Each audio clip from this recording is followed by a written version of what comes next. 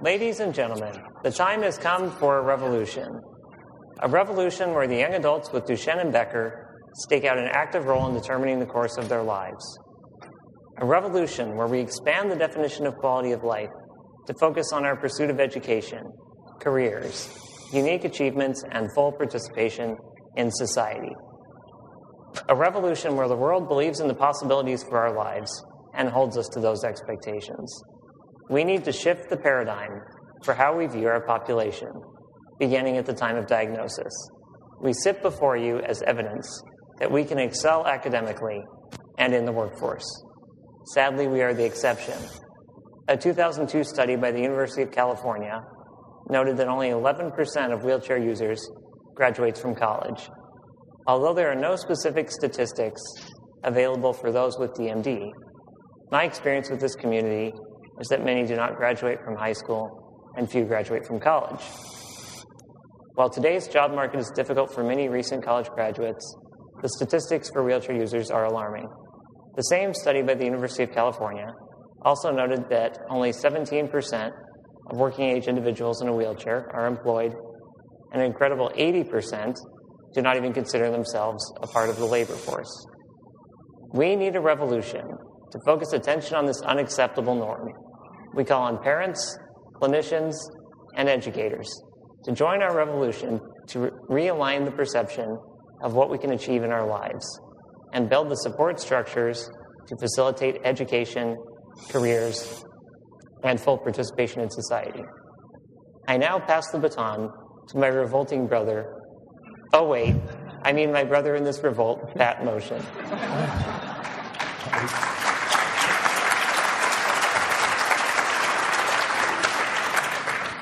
Thank you and good night. Actually, we're going to introduce our panel. We're going to go down the line here quickly and tell everybody who we are, where we're from, and then we're going to get a little more specific. So let's start way down there on the end. All right, I'm Anthony DeVergillo, and I live in Bedminster, New Jersey. I'm Jacob Gapko. I live in Eau Claire, Wisconsin. Heck, I'm an Australian and a cyborg. I'm Matthew Denger, and I live in Bedford, Maine. I'm Tommy Gimbel. I live in New York City. I'm Peter Gimbel. I live in Jersey City, New Jersey. I'm Ansel Lurio. I live in Yonkers, New York. I'm Patrick Moeschen. I live in Salem, New Hampshire. And I'm Conrad Reynoldson. I live in Seattle, Washington. So, what we're going to do, can I just, yeah, perfect, good. We're going to start talking about some themes and common life goals that we have. And also, we encourage question and interactive stuff for this session throughout. We're not going to wait till the end. If somebody is speaking about something and you have a question, you can pop up and we can kind of go back and forth. Because we feel that you've been reading slides all weekend, so we don't have too many slides. Plus, we're not that bright, so we couldn't come up with too many slides. Well, I speak for myself. Everybody else is pretty bright. So our themes and common goals of happiness in life probably look a lot like your themes and common goals for happiness in life. Education, employment, perhaps travel, relationships, fun with friends, financial stability, adequate care and support, and optimism.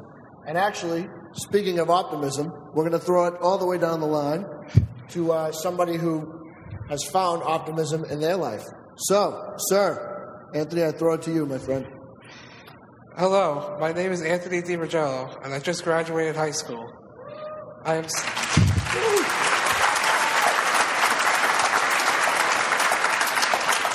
am starting college in the fall and majoring in interactive multimedia. My goal is to teach that with optimism, you can accomplish your goals and not only survive, but thrive, no matter what your disability may be. My motto is, despite my disability, my abilities have no bounds. With those simple words, my optimistic journey began. I used to be shy and not as optimistic and outgoing as I am now.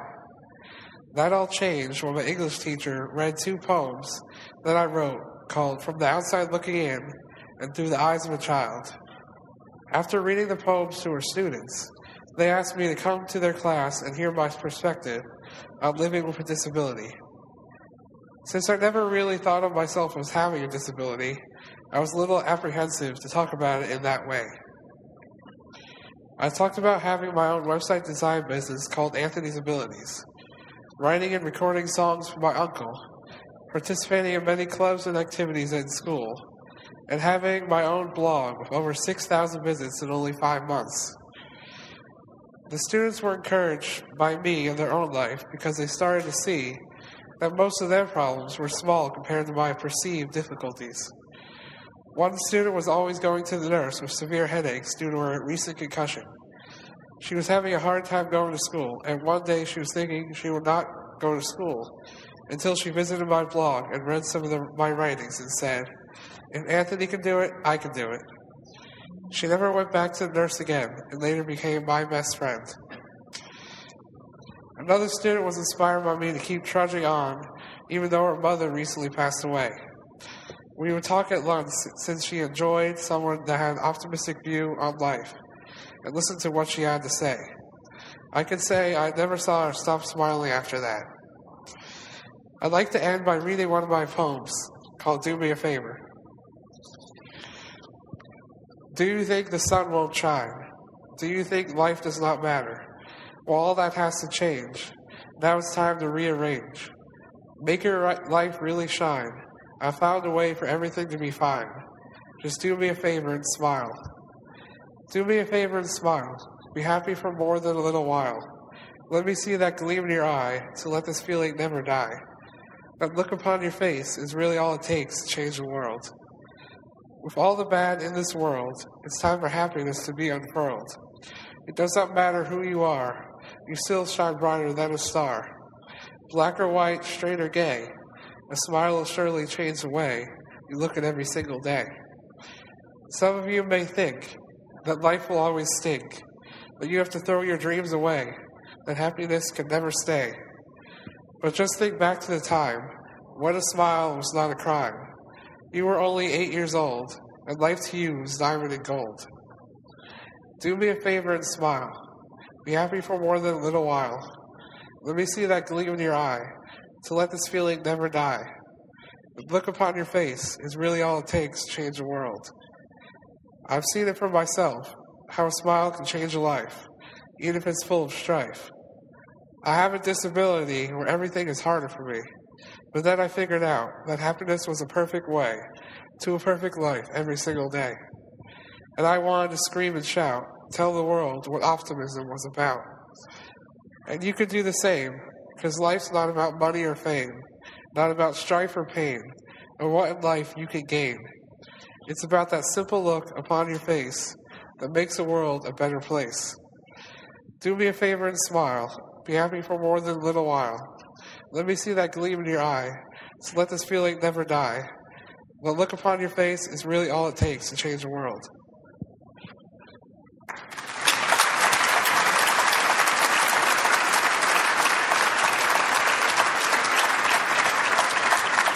Okay, and if you would like to discover optimism for yourself, please visit and subscribe to my blog at anthonysabilities.com/blog. Thank you. Thank you, Anthony. And we'll be putting up some more contact information on a slide in a few moments. We're going to continue to get to know everybody a little bit better right now. We'll move down one to Jacob, and Jacob is going to share some stories about how he has found hope through traveling and visiting Australia and anywhere else Jake would like to go with the conversation. So, sir, you're up. All right, I want to start with, as an undergraduate, I was able to study in Australia for a semester, but I really have to wind back to the impetus of that, which was back in 7th grade, my middle school geography teacher had also taught in Australia and showed pictures and often talked about Australia. And that really sparked an interest in me going there at some point in my life. I didn't know at that time how that was going to happen or when that was going to happen, but that it was going to happen. Luckily, I discovered after I enrolled at UW, the University of Wisconsin, Eau Claire, that they have a study abroad and exchange programs with at that time, 2 institutions in Australia. I figured it was the best way to probably get there, so I put in my application, was readily accepted, and then proceeded to travel there for 5 months of study. Along the way, ran into some difficulties with getting passport things squared up, and also to ensure that I had adequate personal care while there. I was able to take my father with me so he could have practice retirement while in Australia. I mean, a big thing with all of that travel, just getting there in the first place and then traveling around there, of the importance of having long-term goals. You may or may not know how or when you'll accomplish them. They at least percolate, and over time, they sort of work themselves out. Or at least in my case, they did.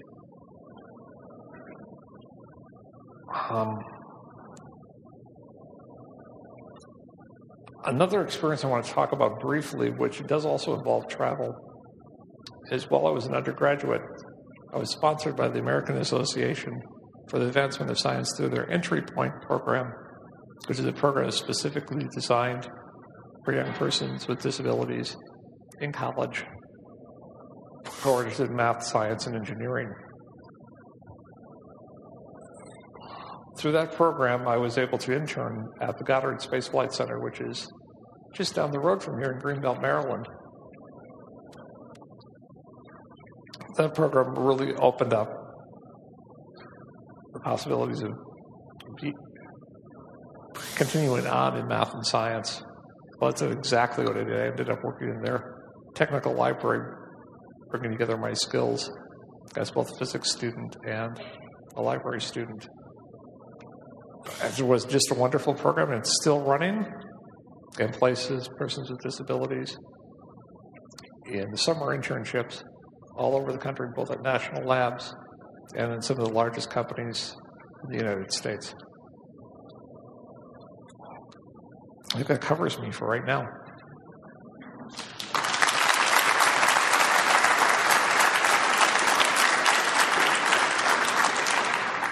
Outstanding. And as you can see, the general theme that is emerging here is we're all out to change the world in our own little way, and muscular dystrophy is the secondary issue, not the primary one, because we're all getting on with our lives. So, to change the world, we need help in politics, and somebody who has actually started to get on the inside and infiltrate a senator's office from Maine would be Matt Denger.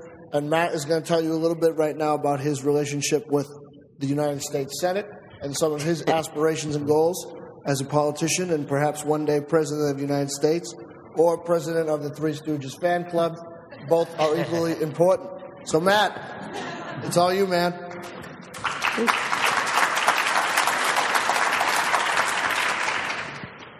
Thank you for that introduction, Pat. I volunteer in our Maine Senator's local office, Senator Susan Collins. And how this came about was my parents made a relationship with the senator, and she became a great champion for DMD and helped pass bills for the MD Care Act. And through this, my dad was able to ask one of her assistants if there was any way I could volunteer for her, and they said there was, and they told me to go down to the local office, which is right in my town where I live, and they started me there to help out in the office. What I do there is they record the local news every day, And my job is to review this local news as recorded on TiVo. And if there's a mention of the senator, I report to one of the assistants or interns, and they write down what was said and send this down to Washington, D.C. I've always been interested in politics, and this was one great way to get me more interested and pursue it for college.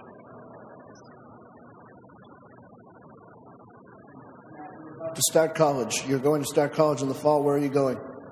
I'll be attending the University of New England, and I'll be studying political science. Poli-science major. And can you briefly talk about where you think this may lead you in the future? Where would you like it to lead? Right now, my goal is to possibly work in a senator's or representative's office as an assistant, and possibly in the future go into politics and start running for office. And my ultimate goal is to possibly one day run for president.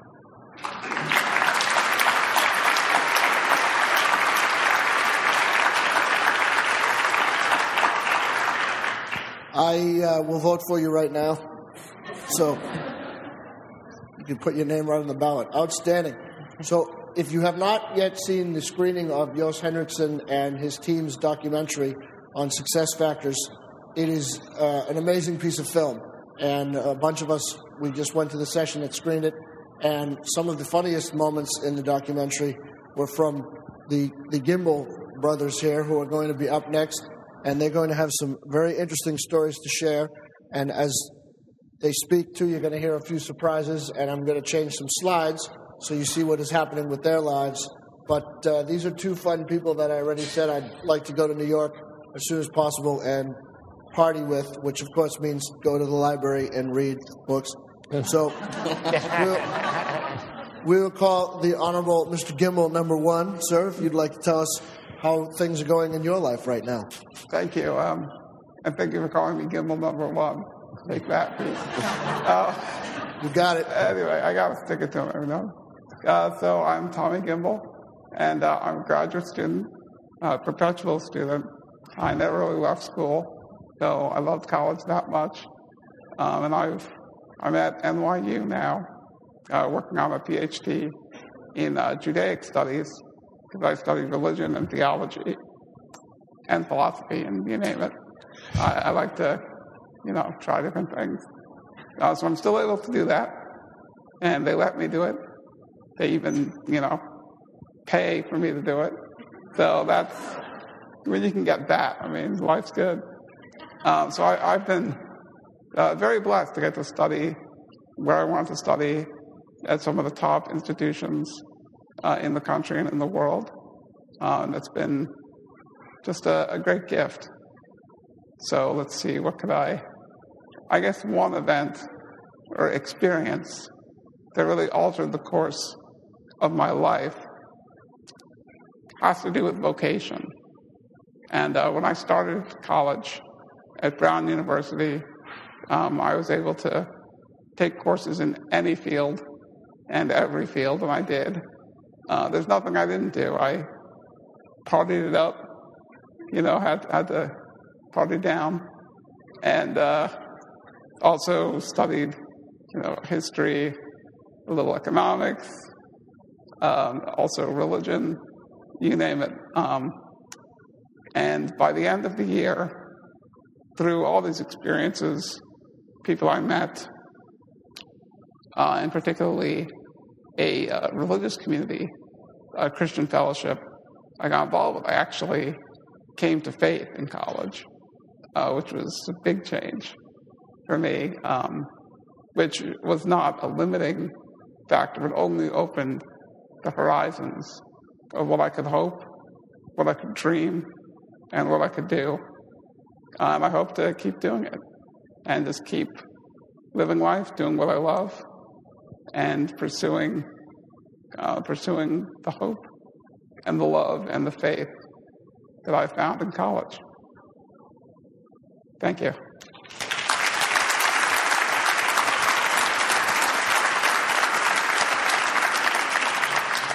Thank you very much. And being a lifelong student is There's no problem with that at all. We're all lifelong students. Those of us that get paid to stay in college, that's a pretty good deal. So, Mr. Gimbel, number 2. So I'm Peter Gimbel. I'd like to start by saying that I was actually born first, so technically I'm Gimbel number 1. So I work as a social worker. I have my master's in social work, and I work at a Center for Independent Living. And what a Center for Independent Living is a resource center that assists people with disabilities to remain in the community through connecting them to different programs and also just through creating a community.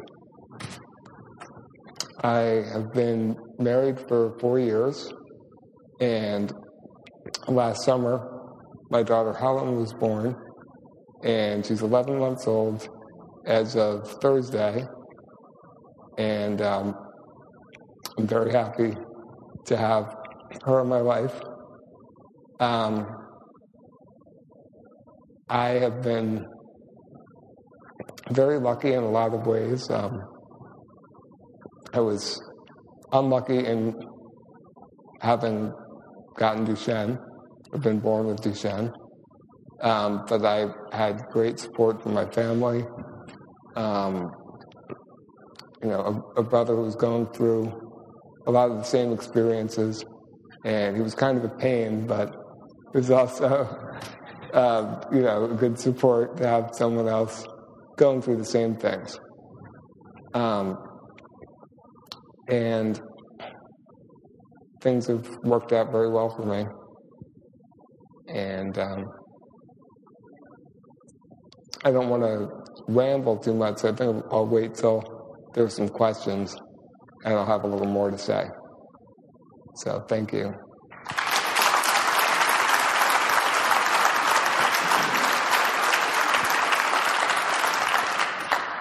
And we're going to go ahead and right now leave Peter's daughter's slide up. His daughter Helen is much cuter to look at than all of us.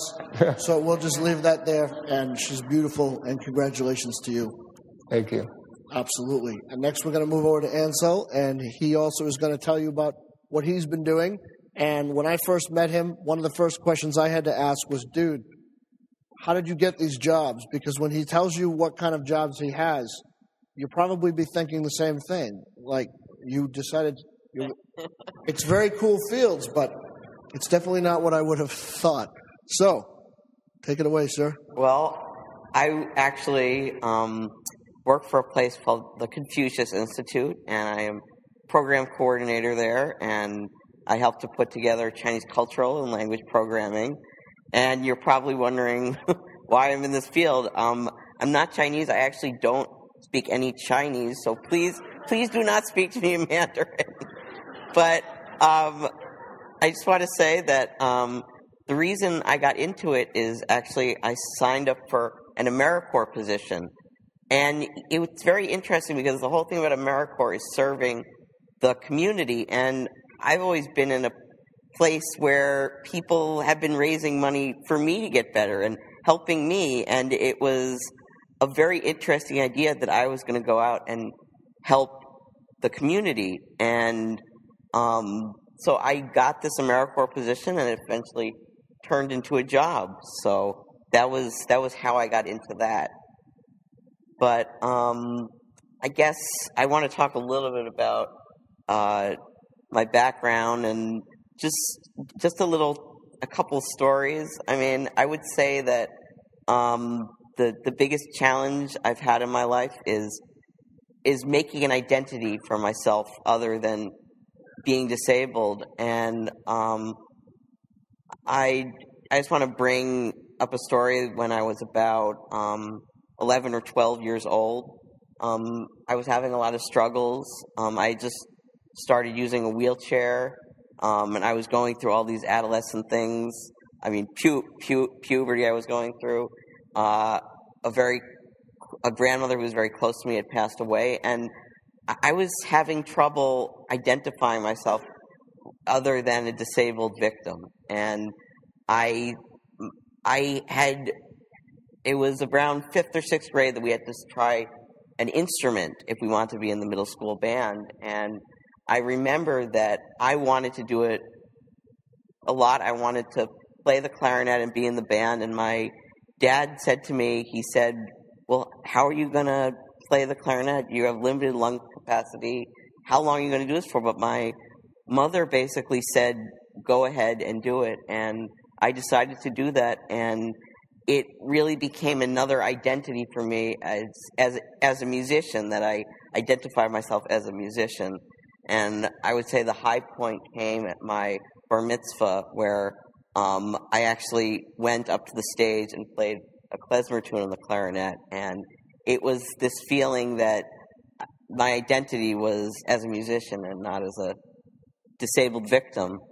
And I just want to say one more thing about identity, about group identity. I've always had problems socially, and I think partly it's the disability, but partly it's just my personality. And I went to Columbia as an undergrad, and Columbia is famous for their crazy marching band. And the first year I was there, I actually was too afraid to join it, because I was like, how am I going to be in a marching band? But one thing that gave me hope is that the Colombian marching bands, their motto is that they're the cleverest band in the world. And so I went up to when they were recruiting people the first day, and I asked them, how am I going to be in this band? And they said, well, we'll just push you in a wheelchair. So they were very clever, and they thought of doing that. And it was just such a great group experience. I felt very included, and it was just great that they wanted to include me. And I just bring up these two things because I think that thinking of my identity as other than being disabled, as being as being a musician or being an educator, has been very, very important for me. So, thank you.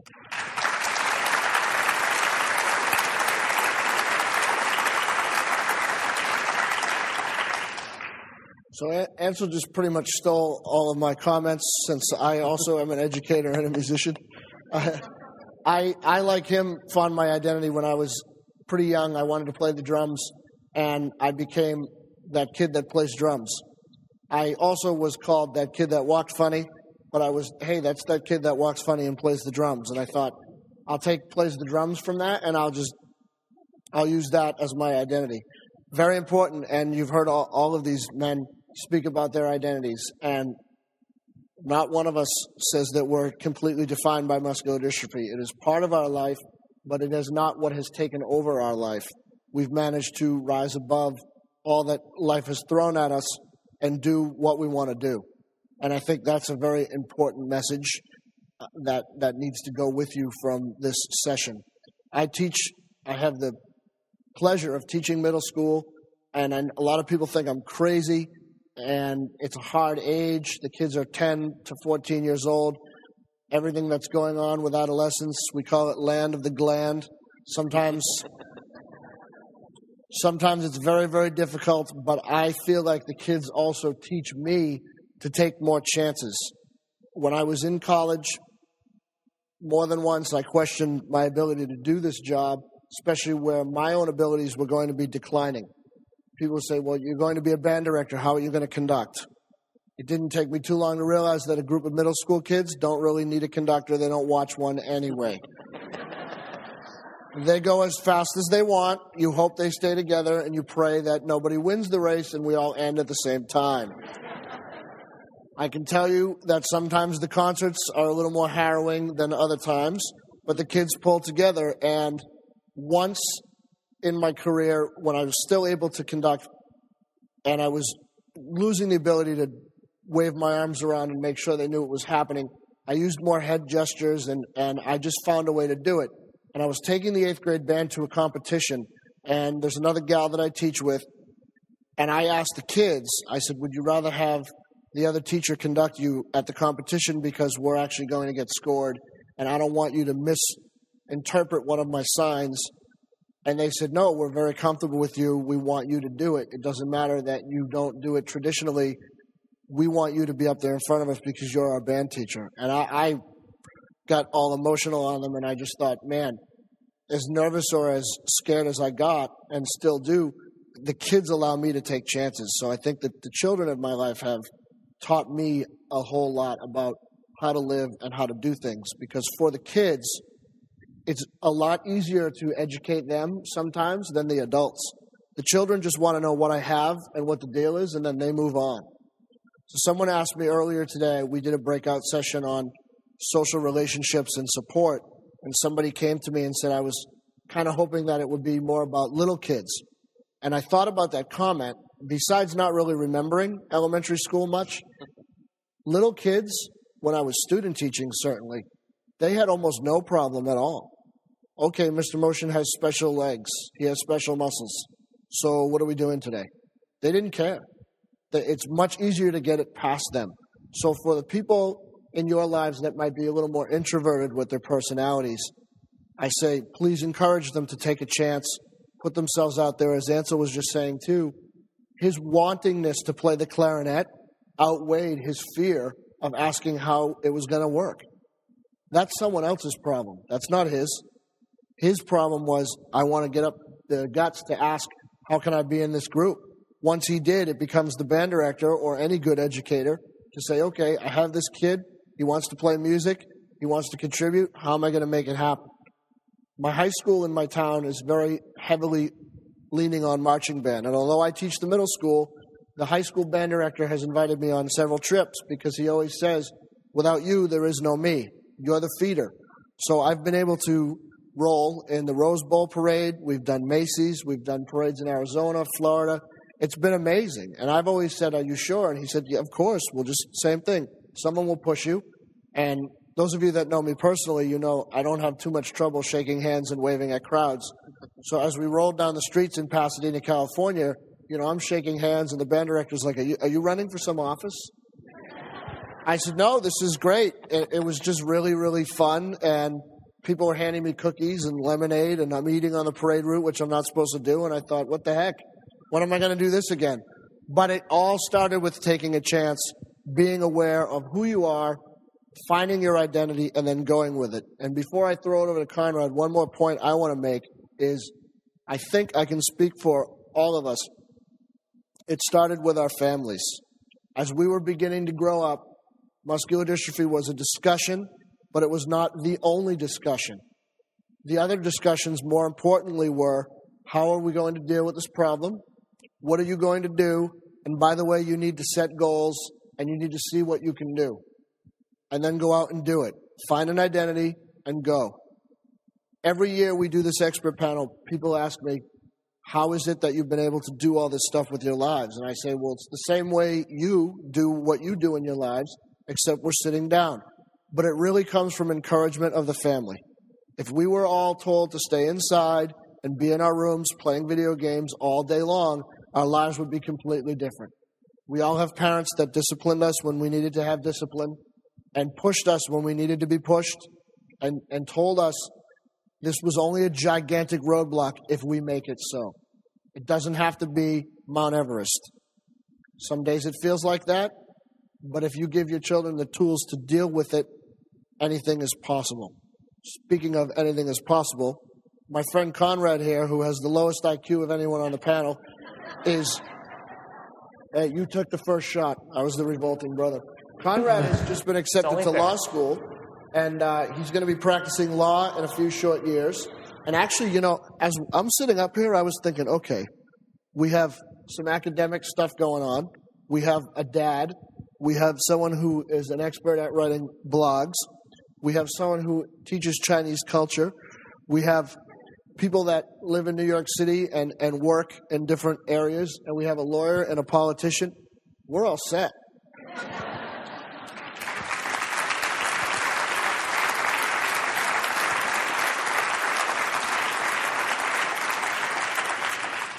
So we're going to take this on the road, and we're going to go around to different areas of the country and don our berets and talk about life. So, Conrad, I throw it over to you and tell everyone about law school, sir. All right, thank you. So, law school. I'm starting at the University of Washington this fall, and specifically I want to get into disability policy when I graduate. So, and really it's out of motivation for wanting to change those very numbers I was telling you about earlier. So it was a long path getting here, but I thought I would go back and briefly cover kind of how I got interested in politics, government, and now law. So for me, it started with history and government classes in high school, and I had an honors government teacher that really made the subject fun and interesting, and it was taking place during the 2004 election. So I mean, a lot of fun stuff going on right there. But the important part with that was really that he treated me with respect and held me to high expectations, and really engaged me and got me interested in the subject and kind of formed part of my identity. And so this only grew through my majors in college. I was history and political science. And then I also interned in D.C. a couple times, and was one of the few people that actually liked it and got the D.C. fever. And so been back there many times since then.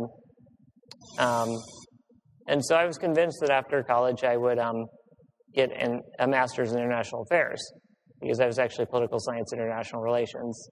So I was going to do that, maybe work a year, take the GRE, and go from there. But it was a little bit more complicated than that. So I began the process of studying for the GRE, and 9 months later, I still hadn't taken it yet, because I was dealing with the bureaucracy, and honestly, they weren't used to dealing with people with physical disabilities taking this test and succeeding. So unfortunately, that meant that I missed the deadlines for my original plan. But rather than give up as a result of these trials, I only used it as motivation and decided that people with disabilities really need to stand up and take an active role and say that this isn't acceptable to go through all these extra hoops and have all this extra trouble. So in that year, I did some internships and continued to navigate the process through their means, but looked at different options, and then realized that probably law would be the best way to shake things up and get some changes here, and really change those statistics about education and employment, and really work from the inside. I realized that having a disability gave me a unique opportunity to make changes, and that people from the outside, even with good intentions, I don't think can make the same change. They just don't know what it's like.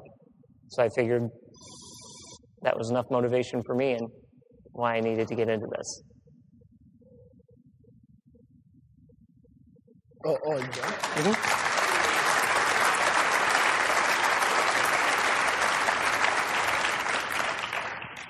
So just a brief wrap-up before we do some questions. I know Kim will be excited because it's not 6:30 and we don't have to be kicked off the stage. I became involved with this organization just about 10 years ago, and I cannot begin to tell you how much the landscape has shifted. You've heard it all weekend, but when I started coming to this conference, people that were going to test out drugs and biopharma and stuff, it was just a rumor. Now it's a whole day. The other thing that I think still we need to have some focus shift on is you talk to scientists, researchers, doctors, they say, in the future, these guys will. In the future, these guys... Ladies and gentlemen, we sit up here to tell you that the future is now. One of us is a dad. All of us are educated. We're all working. It's not the transition to adulthood. That already happened. So now it's how do we manage our own care and how do we continue to achieve our goals and advance not just ourselves, but society, and to try to help the planet and figure out the reason why we're all on it. So I get a little bit worked up when people say, in the future, no. Take a look at and listen to everybody's stories. The future is happening right now, right in front of all of us. So we challenge all of you to continue to educate everybody, to change the literature, and to talk about Duchenne, Becker muscular dystrophy, not as if it's, when you're 15, it's all done. There's a lot of stuff going on with us up here and everybody else in the room that has come to this conference that lives with the condition of muscular dystrophy. When you talk to them, they'll all tell you their quality of life is pretty good. We all enjoy living. We all enjoy what we do. It's not the future. The future is right now. So thank you very much for listening, and we'll definitely take some questions, and we have time to hang out. Thank you.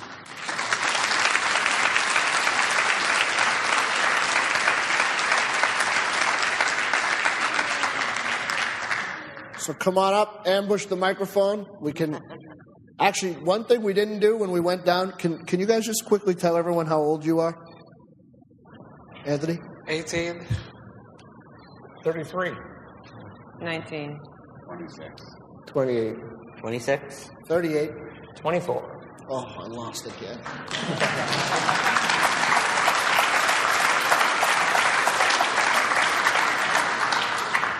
Our contact info is up there. All of us discussed this before.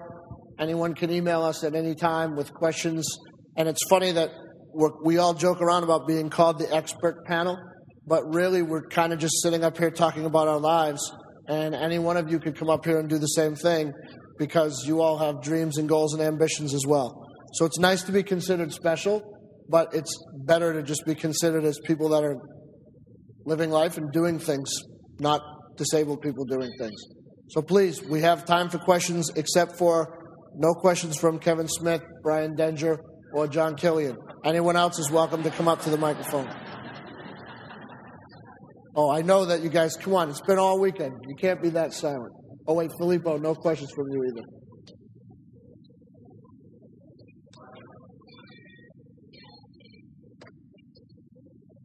Well, since corticosteroids is pretty new, I just wanted to know if you guys take corticosteroids or how many of you? Does anyone want to speak to the steroids issue? Yep. Yeah, I take prednisone, and I've been taking prednisone since I was like 11 or 12. So, yeah, I take prednisone, and I believe it's helped tremendously. So. Yeah. My son is only 6. He was just diagnosed, so I'm just curious about that. Yeah, no, we're glad that you're here. We're glad that you're here. Apparently, prednisone makes you want to study Chinese culture. Be careful. That's how many of us. I think that's what she was wondering about. What's that? I think she was wondering like how many people there used. Oh, are you wondering how many? Yeah, we can go down the line and do that too. Yeah, sure. Oh. Steroids or no steroids? No steroids. No steroids. I'm on prednisone. No steroids. Oh, yeah, you already answered. Oh, sorry. No steroids for me. I take prednisone, and I actually have had 2 experiences with it. I took it once for about a year when I was 9, and I'm actually on the West Coast back then. They took people off it when they stopped ambulating. But now that I'm seeing Dr. Wagner out here at Kennedy Krieger, I started again about a year ago. So it's kind of a mixed answer for me. And as an adult, now that you're able to, I mean, it's tough to make the decision when you're 9 because you don't know what's going on. But as an adult, you made the decision. How did you come to the decision yourself and want to do this? Well, I decided that, why not give it a try? It's helped out a lot of people, and I started with, and still am on, a fairly low dose. So it's really just let's give it a shot and see if it helps, and it's made a big difference with energy level and giving back some strength. So it's been a positive. You feel like in the past year, energy level has increased as well as a little bit of strength? Yeah, noticeably, yeah. And Ansel, what you said you think it helps. Can you be just a bit more specific? Sorry, man, I'm a teacher. Well, I think my doctors have told me that my disease hasn't progressed as fast as they thought. And, I still have some strength, so, I guess I can't say 100%, but, I'm pretty sure it's helped because my doctors have said so, and it seems like my progression has been slower. Okay, and just for the flip side of that coin, maybe a couple of you gentlemen that have not chosen steroids could briefly say why you haven't. Gimbel squared?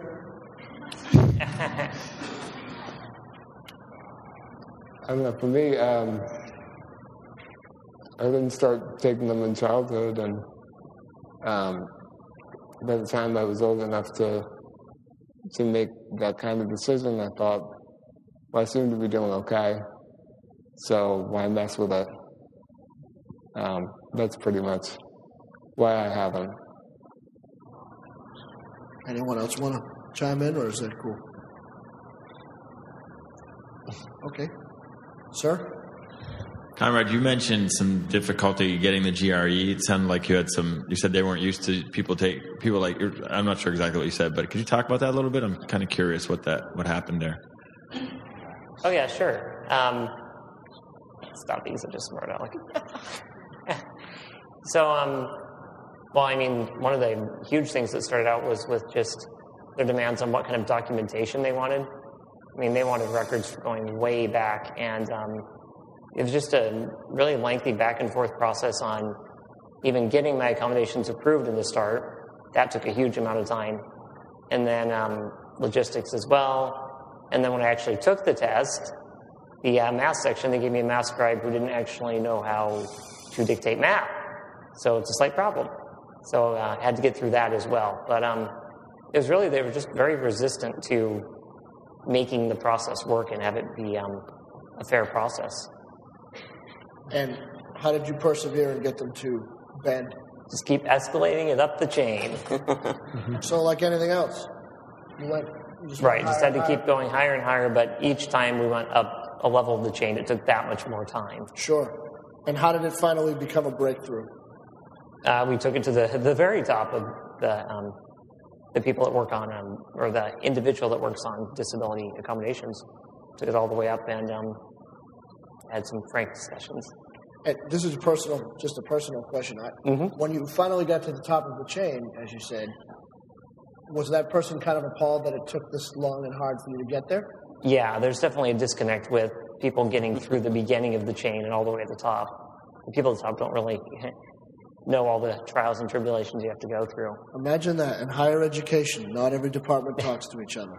Yeah. I can't believe it. Other questions? The microphones are open. You have us sitting here for a few more minutes. When you guys were like 8, 9, 10, that age, what did you do as like extra activity for yourselves? And like, were any of you like Boy Scouts? Did you do any of that kind of stuff? Yes, I did, and I had a terrible experience in the Boy Scouts, actually. I got through the Cub Scouts, and I don't actually know why I did not get along with I don't know, I just didn't make friends with the other kids, and, I had some fun times with it, but I got to the Boy Scouts, and they basically told me I couldn't be in the Boy Scouts. Why? They said like, how are we going to bring you on camping trips and stuff? And I guess I was too young, and my parents didn't think about it, but they never challenged that decision. And I have to say that's one of my deepest regrets. I mean, you really have to fight. When someone says no, you can't do it, you have to. It's just a really big regret for me. So that's a life lesson that you should never get up with things like that. Anybody else down there, guys? Things that you did when you were young? But I just want to say one other thing though, is that I talked about playing the clarinet, but I had also started taking piano lessons before that. So I would say music has always been a part of my life. I mean, when I was very young, I think when I was in kindergarten or first grade, I actually played t-ball or something. But I think my parents really wanted me to be able to play sports and stuff. But I don't want to be discouraging, but there's a lot of other outlets, and I think music was very important for me. I would agree with that about music.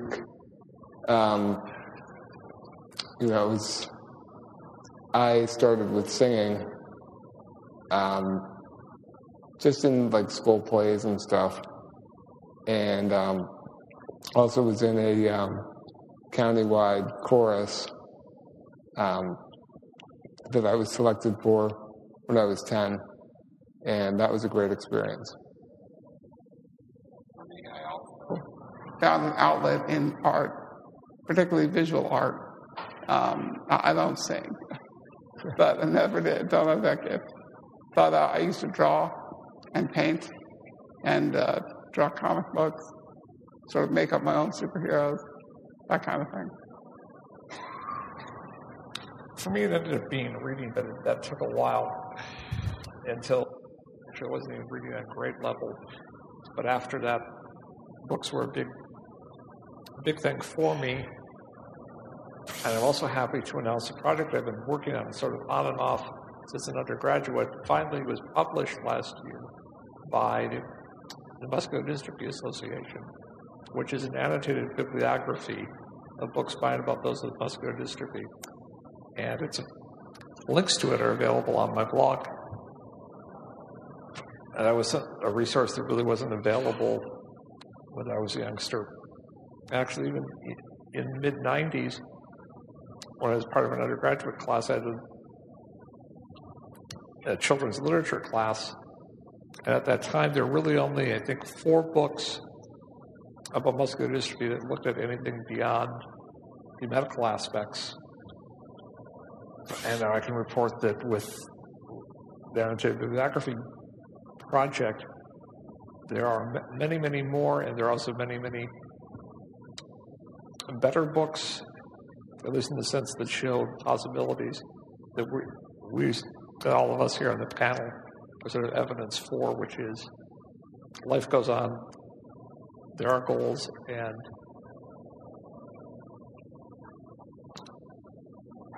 really, unlike in the past where things were so often talked about, British ending by about 18 now, we can look and can now see a much brighter future that extends much further.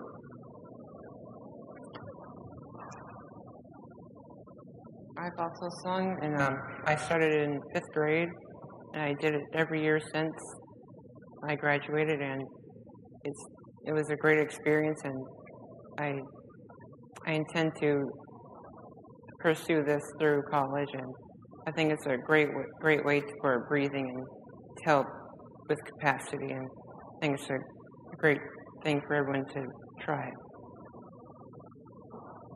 When I was young, I used to do a lot of community service activities. I like to help people that were actually worse off than me. I thought they were, because I never really considered my disability as disabling me. I can actually say that my disability has made me stronger, because it has taught me all of these life lessons I would have never learned on my own and without the disability. And I get to teach all of this to people at my school and you and the world.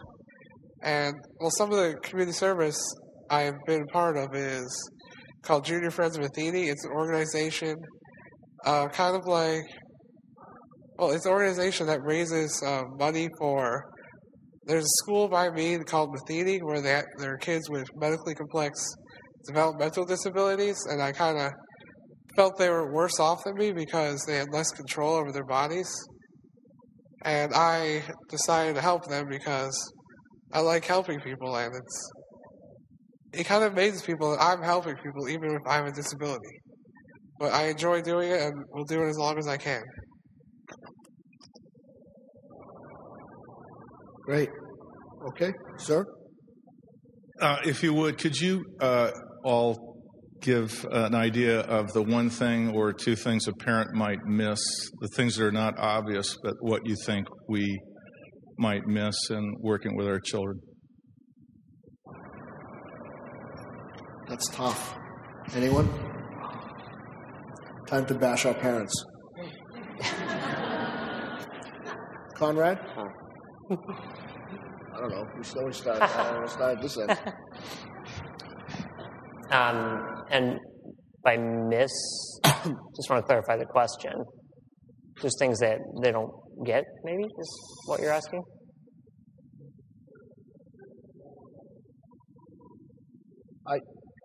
I just think open and honest communication. And this is a tough thing because none of us wants to sit up here and certainly tell anyone how they should parent. That's not what it's about. For us, I think all of us, it worked open and honest communication. And along the way, talking about what's happening, what might be happening, and how you can deal with it while it's happening. It would not have helped me at all for my parents to say, we're not going to tell you what's wrong. And I don't want to tell anyone how they should parent their child. That's certainly not the goal. But for me, I think it made a huge difference that my parents and family was open with me. And open to the point where they said, well, the research says this, but really we don't know, because you never know what's going to happen. You can get hit by lightning in 15 minutes. Then it doesn't really matter how much dystrophin I have in my body. Because then my hair's on fire and I have more problems to worry about. Anyone else? I think you should never let your child's dreams disappear if you're afraid of their safety, or you should never let them, never say no to them unless their dream is their dream. Wait, hold on. Clarification. Never say no.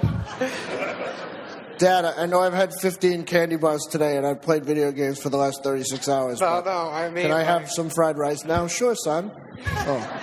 Oh, you mean don't say no about their dreams. Yeah.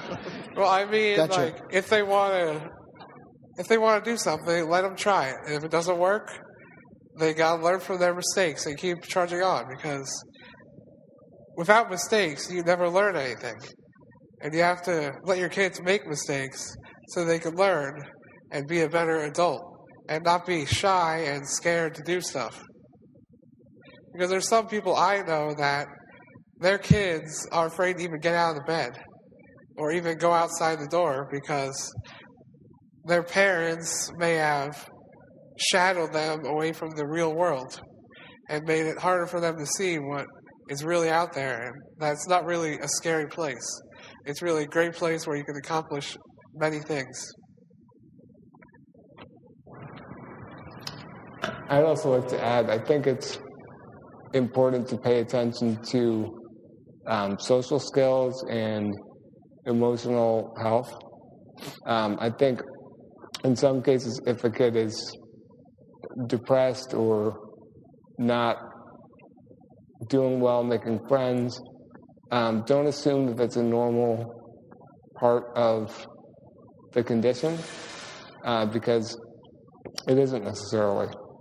And so I think it's important if a kid is depressed to get the right kind of help and see a therapist or do something. I kind of agree with that, but I just want to say that I was for a while seeing just a regular child psychologist when I was much younger, and to tell you the truth, it was I feel like the professionals need to know a little bit about neuromuscular disease and muscular dystrophy, because the psychotherapist I see right now is basically a specialist in neuromuscular diseases, and I find him much more of a help because he really understands the specific problems. And I think it's very important that, the medical stuff physically is very important, but I think mentally also is. One thing to add to that, I also agree it helps to see professionals who know something at least about disability. I actually saw a therapist at one point who was very helpful to me in coming to the conclusion that I could be a parent. And she was paralyzed and used a wheelchair and really understood things that I was going through. And that was very helpful. So I guess what we're saying is that, it may be a problem not connected with the disease, but the disease may complicate things. It may need professionals who really know things about it. You've been waiting patiently an awful long time. Please.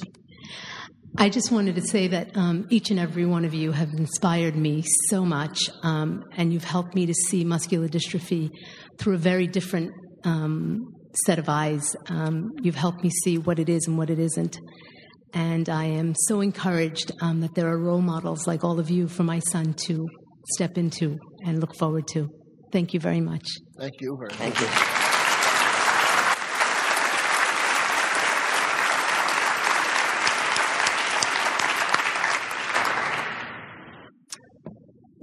So, Ansel, you said you played the piano, and Tommy, you were talking about doing cartoons, and my son is 6 right now, and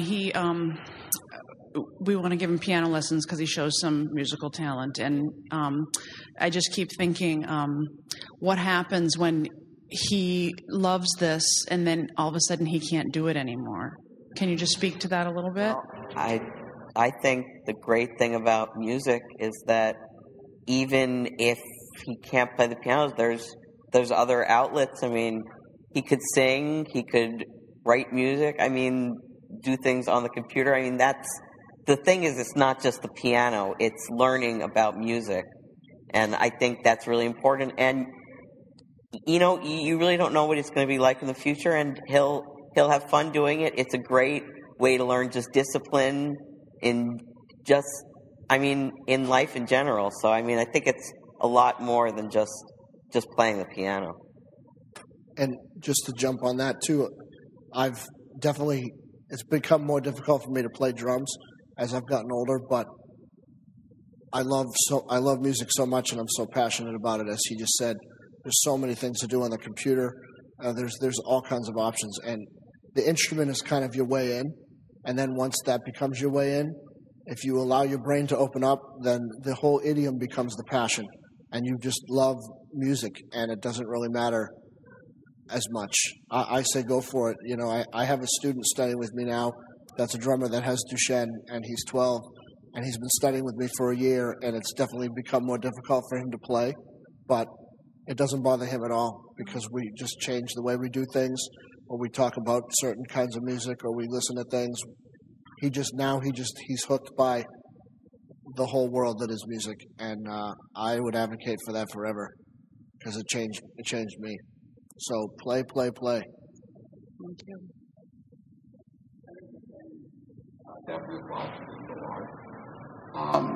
For me, I was painting large canvases until I couldn't. And I think knowing that one day I wouldn't be able to paint like a 24 by 48 canvas, helped me get the most out of what I was doing.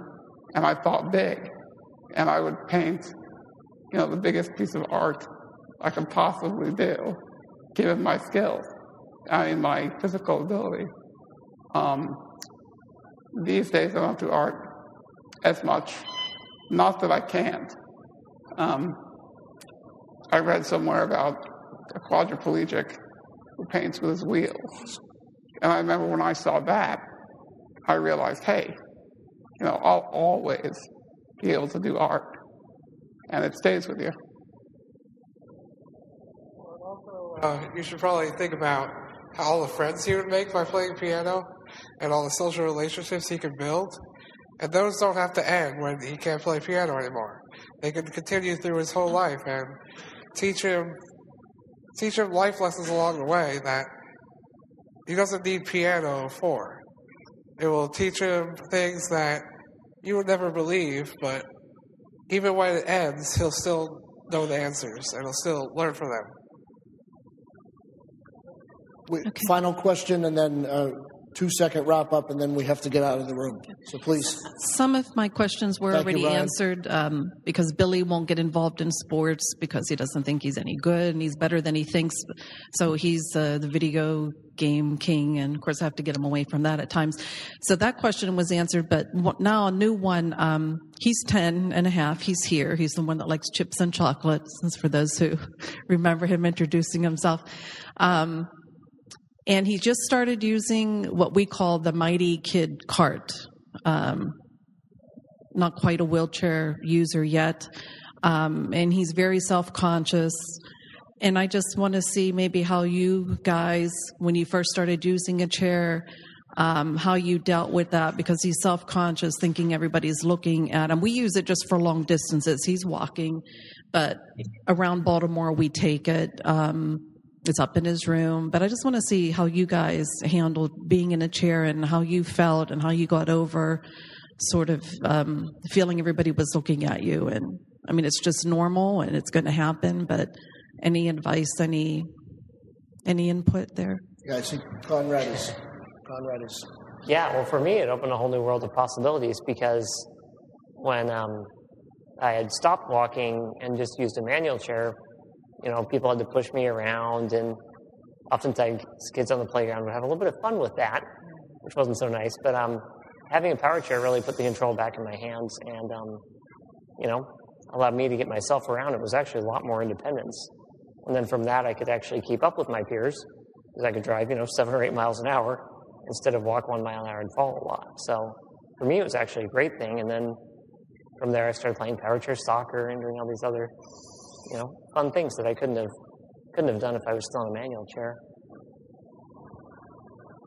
Yeah, I think once he gets in one, if we see that day, and I think he has a few years maybe before that happens, who knows? Mm-hmm. He's about to go into the trial at the end of the month, so we'll see how that goes. Well, but I was just going to say age helps. As you get a little bit older, all of us, you develop a little more self-confidence. Yeah. It's very difficult as a child. He does. So yeah. if it wasn't a chair, it might be what he consider a big nose or acne, or all of us in this room have a reason when we were all in middle school and high school to look in the mirror and think, wow, there's something really wrong.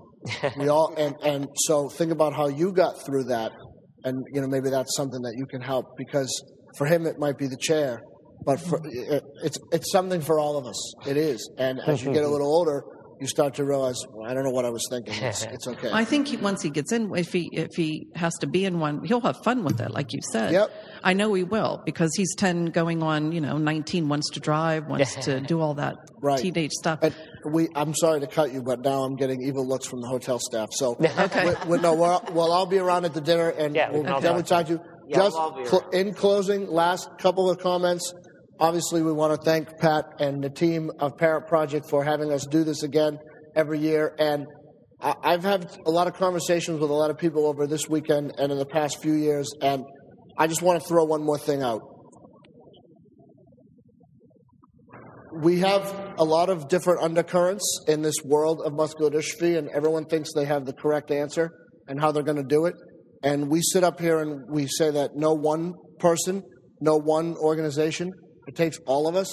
And I think the message that hits home is, I think about our troops that are overseas right now. And you might not agree with the fact that we have troops in Iraq and Afghanistan, but while the troops are there, you support them. I get let down when I hear discussions about research dollars and everyone fighting for the same pot of money, depending on which foundation you support. Once the money is in the hands of the researchers, we're the troops up here, and we'd really like you to support the troops instead of fighting over who gets funded by which grant and which little fund is better than someone else's fund on the West Coast or the East Coast or in a different country.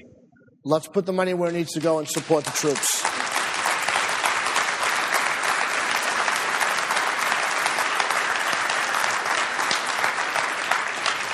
Thank you very much to Pat, Parent Project, and the team. Another amazing conference, as always. Thank you to these guys up here that didn't know they were going to wear a silly red hat. An awesome red hat till 3 minutes before. And the Revolt with Our Sons shirts, if it's okay with the team. we can make more of them if anybody wants to share the message of revolt and become a productive adult. Thank you very much. We'll see you at dinner.